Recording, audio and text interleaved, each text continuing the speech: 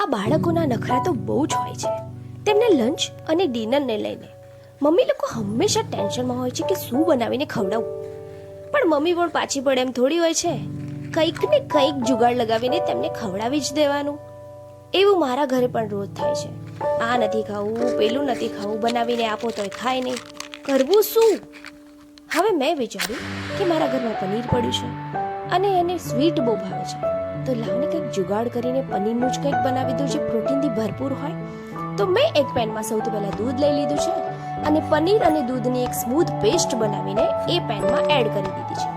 અને દળેલી ખાંડનો પાવડર, ઇલાયચી નાખીને એ પેસ્ટને થોડું ઠીક થાય ત્યાં સુધી 10 થી 15 મિનિટ સુધી મેં શેકાવા દીધું છે. એમાંથી સરસ મજાની સુગંધ આવી રહી છે.